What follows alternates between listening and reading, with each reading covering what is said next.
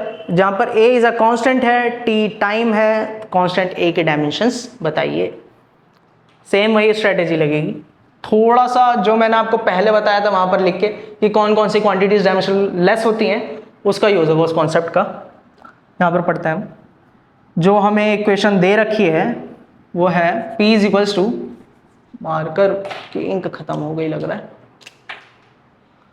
P is equals to P naught e raise to the power -80 square. और यहां पर मुझसे डायमेंशन पूछी गई है, ए की डायमेंशंस क्या होती है। इस क्वेश्चन में अगर ध्यान से देखा जाए तो मैंने आपको बताया था कि एक्सपोनेंट या एक्सपोनेंशियल फंक्शंस की जो डायमेंशन होती है वो क्या होती है, 1। इनकी डायमेंशन क्या होती है, 1। 1 डायमेंशन होने का क्या मतलब है, 1 डायमेंशन होने का मतलब है कि m की पावर 0, l की पावर 0, t की पावर 0, यानी कि डायमेंशन लेस होना। अगर मैं बोलूं डायमेंशन 1 होना या डायमेंशन लेस होना तो वो सेम है। e क्या है अपना, डायमेंशन लेस। एक बात और इंपॉर्टेंट है कि e की जो भी पावर होगी, e की जो भी पावर होगी x, इसकी डायमेंशन भी क्या होंगी, 1। ये भी डायमेंशन लेस होगा, ये भी डायमेंशन लेस होगा। तो अगर मैं ये लिखूं कि -8t स्क्वायर की डायमेंशन है m0, l0, t0, तो क्या ये गलत होगा, नहीं, ये बिल्कुल ठीक है। अगर यहाँ पर टी स्क्वायर है तो टी स्क्वायर की डायमेंशन क्या हो जाएगी, टी स्क्वायर की डायमेंशन टी स्क्वायर हो जाएगी। -a का a -a दोनों की डायमेंशन सेम ही रहती हैं, तो a ही लिख देंगे। m0, l0, t0, t यहाँ पर नीचे चला जाएगा, m0, l0, t2, m0, l0, t-2। यह है a की डायमेंशंस, यह है a की डायमेंशंस।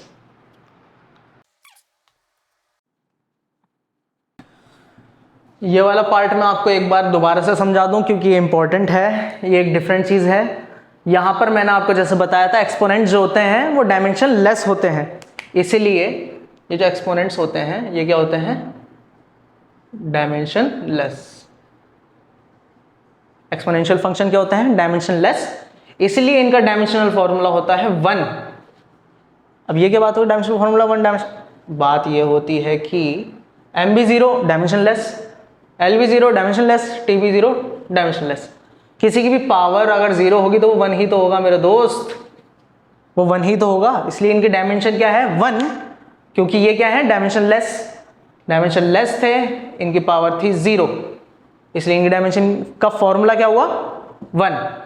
जब यहां से हमने इसे कंपेयर करा, इनके अलग अलग नेगेटिव साइन को यहां पर हमने इसलिए इग्नोर कर दिया क्योंकि डायमेंशनल एनालिसिस ये नहीं बता सकती कि कोई फिजिकल क्वांटिटी नेगेटिव है या पॉजिटिव है। जैसे अगर स्पीड, मेरी वेलोसिटी जो है अगर माइनस में है, मान लीजिए -5 मीटर पर सेकेंड है तो फिर भी स्पीड ही, फिजिकल क्वांटिटी तो स्पीड ही है, उसके डायमेंशंस तो वही रहेंगे।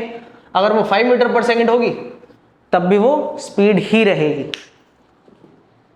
अभी तक हमने क्या क्या कवर कर लिया, अभी तक हमने कवर कर लिया है, स्टार्टिंग में यूनिट्स को हमने समझा, फिजिकल क्वांटिटीज को समझा, फिजिकल क्वांटिटीज के पार्ट्स को समझा, उसके बाद में हमने कन्वर्जन को देखा, सिस्टम्स को देखा, हमने देखा कि किस तरह से हम डायमेंशंस की मदद से अलग अलग फॉर्मूलाज के हम डायमेंशंस को हम डिराइव कर पा रहे हैं, कंपेयर कर पा रहे हैं। एक पार्ट और था छोटा सा कि कोई फॉर्मूला अगर हमें गिवन है वो ठीक है या गलत, क्या है हम पता कर सकते हैं, इसमें थोड़ा सा देखते हैं। मान लीजिए आपको एक फॉर्मूला दे रखा है, kinetic energy is equals to ½ mv², ये एनर्जी का फॉर्मूला है, हम सब जानते हैं। मान लो ये फॉर्मूला आपको mv² ना देके mv³ दे दिया है, एक गलत फॉर्मूला दे रखा है आपको, और आपसे पूछा गया क्या फॉर्मूला सही है गलत है। खैर इस केस में तो हम जानते हैं फॉर्मूला गलत है क्योंकि ये बहुत जनरल, बहुत नॉन फॉर्मूला है, kinetic energy is equals to ½ mv²। लेकिन कोई ऐसा फॉर्मूला दे दिया जो आपको नहीं याद है कि फॉर्मूला ठीक भी है या नहीं, कोई न्यू फॉर्मूला दे दिया और पूछा कि ये बताओ गलत है या सही है। सही है या नहीं आप ये नहीं बता सकते, लेकिन गलत है आप ये जरूर प्रूफ कर सकते हो। ये कैसे प्रूफ करेंगे हम निकालेंगे इसकी राइट हैंड साइड की डायमेंशनल फॉर्मूला, क्योंकि हमें लेफ्ट हैंड साइड को डायमेंशनल फॉर्मूला पता है, एनर्जी है, एनर्जी का क्या होता है ml2t-2। जब हम राइट हैंड साइड का डायमेंशनल फॉर्मूला निकालेंगे तो वो लेफ्ट हैंड साइड से अगर मैच नहीं करेगा तो फॉर्मूला राइट सी बात है गलत है। हाफ नंबर है, प्योर नंबर है, इसे इग्नोर कर देंगे। m क्या हो गया m, और v का डायमेंशनल फॉर्मूला क्या होता है, डिस्टेंस पर यूनिट टाइम, l t-2 इसका होल क्यूब, ये बना m l³ t-6। देखिए फर्क आ गया दोनों में, फर्क आ गया दोनों में। Half M V cube distance, sorry यहाँ पर -1 आएगा, ये -3 होगा। देखिए दोनों में फ़र्क आ गया, दोनों में डिफरेंस आ गया। क्या ये इसके इक्वल है? नहीं, नहीं। तो यानी कि हमने क्या कंक्लूड करा कि फॉर्मूला इज रॉन्ग। फॉर्मूला गलत है, हमने ये तो साबित कर दिया यहाँ से। फॉर्मूला गलत है ये तो हमने यहाँ पर प्रूफ कर दिया।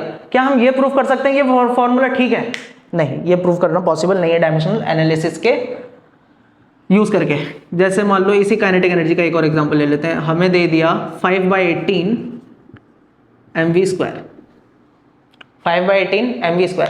इस केस में दोनों की डायमेंशन सेम आएंगी, क्योंकि एनर्जी की डायमेंशन क्या होती है? mL²T -2। यहाँ पे 5/18 को हम इग्नोर करेंगे क्योंकि प्योर नंबर है, इसका डायमेंशन लेस है। मास की क्या हो गई? m। वॉल्यूम की क्या हो गई? LT -1 होल का स्क्वायर mL² T -2। यहाँ पर मैंने कुछ तो गड़बड़ करी है, कुछ तो गड़बड़ करी है, कुछ तो गड़बड़ करी है। नहीं, ठीक है, दोनों इक्वल आ गए, दोनों इक्वल आ गए। अगर हम ये कहें कि हाँ भाई ये डायमेंशन लेफ्ट हैंड साइड की डायमेंशन राइट हैंड साइड की डायमेंशन इक्वल है, तो ये फॉर्मूला करेक्ट है। ये कहना होगा बिल्कुल गलत। क्यों? क्योंकि यहाँ पर जो कांस्टेंट है ना जी, ये अलग है, तो ये फॉर्मूला इनकरेक्ट है। ऑल इन ऑल इससे हमने ये कंक्लूड करा कि डायमेंशनल एनालिसिस की मदद से ये प्रूव करना कि कोई फॉर्मूला गलत है, ये तो पॉसिबल है, लेकिन उसी डायमेंशनल एनालिसिस की मदद से ये प्रूव करना कि कोई फॉर्मूला करेक्ट है, ये पॉसिबल नहीं है। यहां से मुझे ये पता चला कि डायमेंशनल एनालिसिस में कुछ तो ड्रॉबैक्स हैं, और ड्रॉबैक्स कुछ और भी ड्रॉबैक्स हैं इसके अंदर। जैसे एक तो मैंने आपको यही बता दिया, दूसरा ये मैंने कांस्टेंट को लेके बताया, ये मतलब कांस्टेंट को कंसीडर नहीं कर पा रहा है, कांस्टेंट को ये कंसीडर नहीं कर पा रहा। ऐसे कुछ इसके ड्रॉबैक्स हैं, वो मैं नोट डाउन कर देता हूं आपके लिए।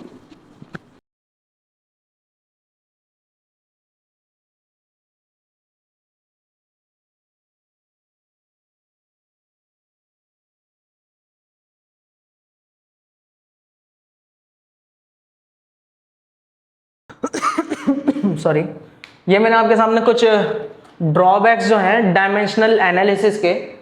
डायमेंशनल एनालिसिस क्या हुआ? ये जो हमने डायमेंशन पे सारे वर्क करे, हमने होमोजेनिटी इक्वेशंस लगाई, होमोजेनिटी फार्मूला की मदद से हमने कुछ पॉइंट्स को नोट करा कि हाँ भाई डायमेंशन जब दो फिजिकल क्वांटिटी प्लस हो रही है तो मतलब दोनों सेम है और दोनों के डायमेंशन सेम होंगे। उसके बेसिस पर हमने फॉर्मूला डिराइव करे, डायमेंशन डिराइव करे, ये सब डायमेंशनल एनालिसिस था। इसके कुछ ड्रॉबैक्स थे। पहला ड्रॉबैक ये है कि a formula with 3 variable only can be derived, यानी कि जब एक फॉर्मूले में 3 वेरिएबल होंगे बस वो तभी ड्राइव हो सकता है, इससे ज्यादा वेरिएबल वो ड्राइव नहीं हो सकता, क्योंकि नंबर ऑफ इक्वेशंस बहुत ज्यादा बढ़ जाएंगी।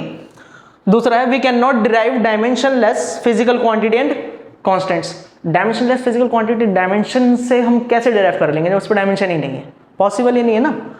We can not express a relation having trigonometric और एक्सपोनेंशियल फंक्शंस। क्यों? क्योंकि ट्राइगोनोमेट्रिक और एक्सपोनेंशियल फंक्शंस भी डायमेंशन लेस होते हैं।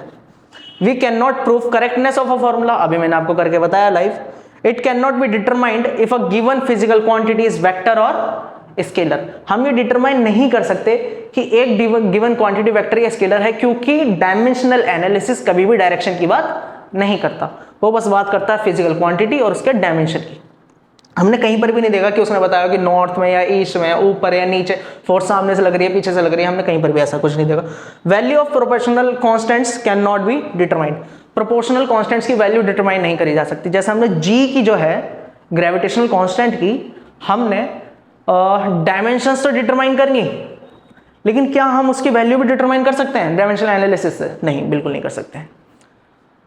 इसके साथ आपके कुछ और टॉपिक्स हैं, जैसे सिग्निफिकेंट फिगर्स, एरर्स हो गया अपना, और एक्यूरेसी एंड प्रिसीजन हो गया, सिग्निफिकेंट फिगर्स के कुछ रूल्स हो गए, ये सब भी हम कवर करेंगे। वो एक डिफरेंट टॉपिक में करेंगे, एक्सपेरिमेंटल फिजिक्स, उसकी एक 1 शॉर्ट वीडियो आएगी उसमें, क्योंकि इस साल एनडीए ने स्पेसिफिकली कहा है कि नीट में एक्सपेरिमेंटल फिजिक्स भी आएगी। बट इसके अलावा भी कुछ एक इंपॉर्टेंट पॉइंट्स हैं वो आपको पता होने चाहिए, जैसे कुछ डिस्टेंस मेजर करने की कुछ यूनिट्स होती हैं, जैसे 1 लाइट ईयर। अगर आपने लाइट ईयर सुना हो कभी तो 1 लाइट ईयर, लाइट ईयर का मतलब होता है उतना डिस्टेंस जितना लाइट ने 1 साल में कवर करा। ये कैसे कैलकुलेट होगा भाई? अगर मैं 1 लाइट ईयर की बात करूं तो एक लाइट 1 सेकंड में कितना डिस्टेंस ट्रेवल करती है? 3 × 10⁸ क्यों भाई? लाइट की जो स्पीड है वो क्या है? 3 × 10⁸ मीटर्स पर सेकंड। तो 1 सेकंड में उसने कितना डिस्टेंस ट्रेवल करा? 3 × 10⁸. अगर मैं कहूँ वो 1 मिनट में कितना करेगी तो इसे मल्टीप्लाई बाय 60 कर दूंगा, ऊपर वाली गिवन वैल्यू को मल्टीप्लाई बाय 60 कर दूंगा। अगर मैं कहूँ 1 आवर में कितना करेगी तो इसे दोबारा मल्टीप्लाई बाय 60 कर दूंगा। मैं कहूँ 1 डे में कितना करेगी तो मैं कह रहा हूँ इसे मल्टीप्लाई बाय 24 कर दूंगा। क्यों? क्योंकि एक दिन में 24 घंटे होते हैं। अगर मैं कहूँ 1 ईयर में कितना करेगी, यही तो पूछा है ना, 1 लाइट ईयर, तो फिर मैं इसे इन द एंड मल्टीप्लाई कर दूंगा 365 से, और इसकी वैल्यू इन द एंड जो हमें मिलती है वो मिलती है 9.5 × 10⁻15 मीटर्स। 9.5 × 10⁻15 मीटर्स। एक लाइट ईयर होता है equals to 9.5 × 10⁻15 metres.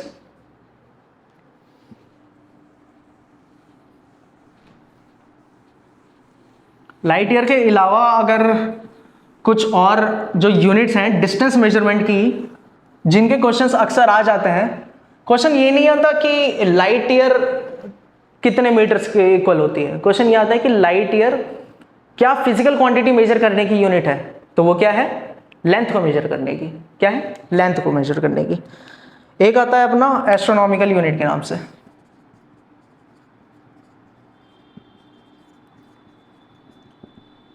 Astronomical unit के नाम से, इसकी शॉर्ट फॉर्म होती है AU और इज इक्वल्स टू होता है 1.5 × 10⁻11 मीटर्स के। एक और आता है अपना, उसका नाम होता है पार्सेक। ये भी डिस्टेंस या फिर लेंथ मेजर करने की एक यूनिट है। इसकी वैल्यू होती है अपनी 3.0857 × 10⁻16 मीटर्स। इसे राउंड अबाउट करके हम 3.09 भी लिख सकते हैं × 10⁻16 मीटर्स।